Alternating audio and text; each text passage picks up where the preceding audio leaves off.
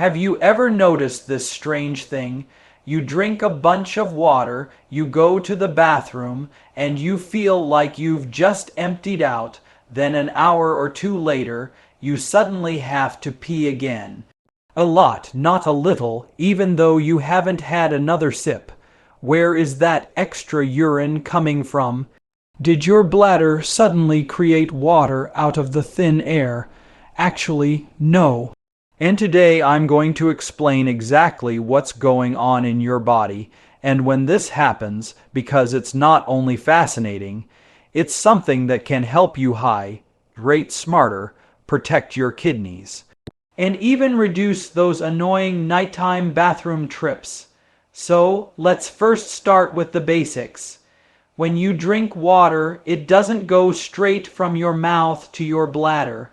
First, it passes through your stomach and intestines.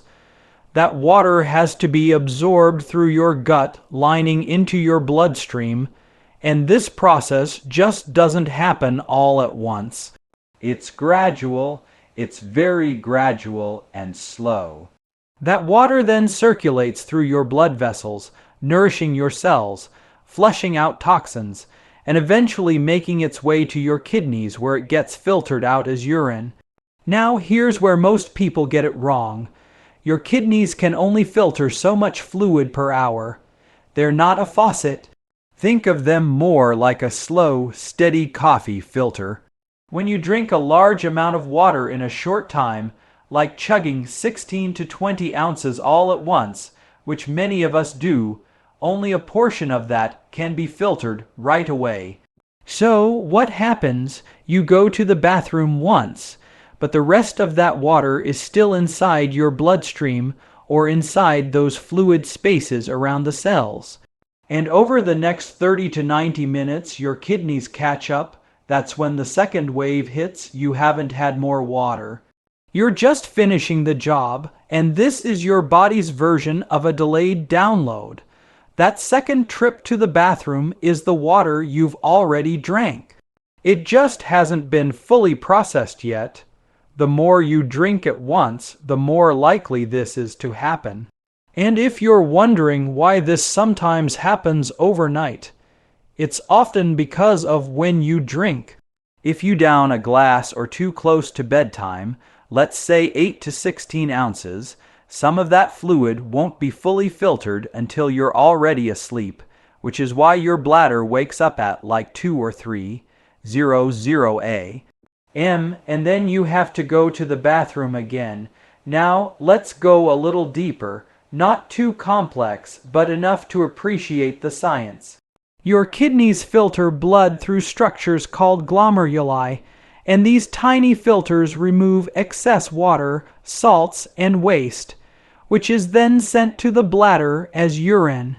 But this filtration process is regulated by hormones like ADH. That stands for anti-diuretic hormone, which tells your kidneys to conserve or release water depending upon your body's needs. So hydration isn't just about what you drink. It's about how your body decides to manage it. That's why two people can drink the same amount of water and have completely different bathroom patterns. Here's something else that's really important. When you chug water, especially quickly, your body may treat it like an excess and push it out faster, especially if it's lacking electrolytes. Hear me out.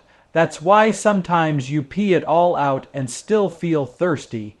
Your cells never got fully hydrated. The key is absorption, not just intake.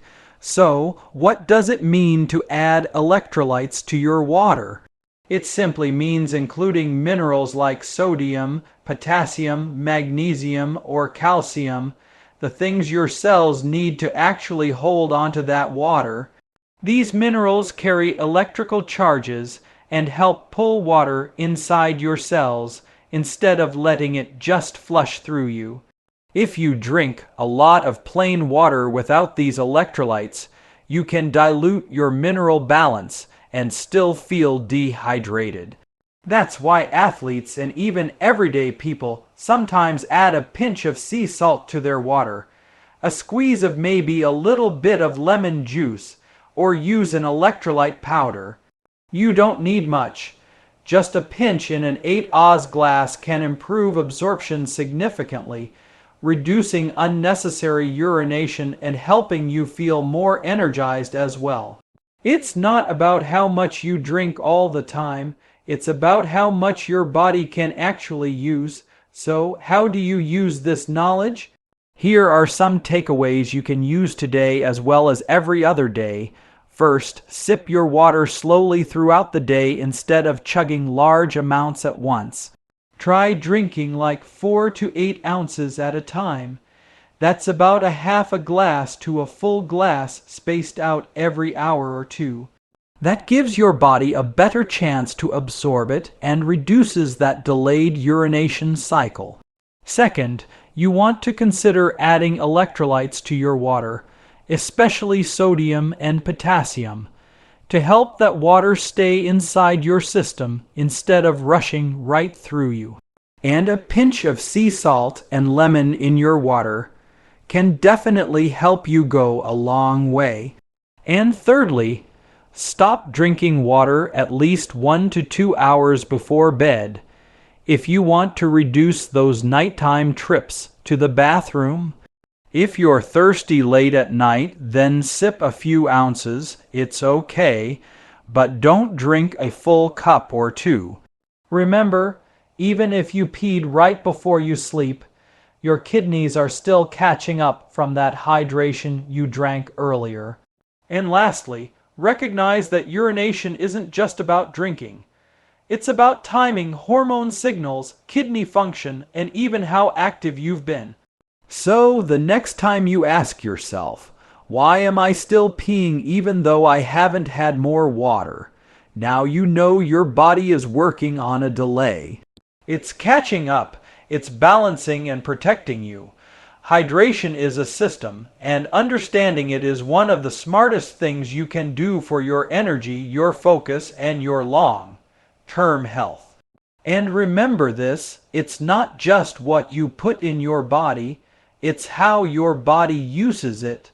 Stay hydrated the smart way. I hope you enjoyed this video. Please share it with your friends and family. Yes, please leave your comments below, and most importantly, make it a great day. I'm Dr. Mandell.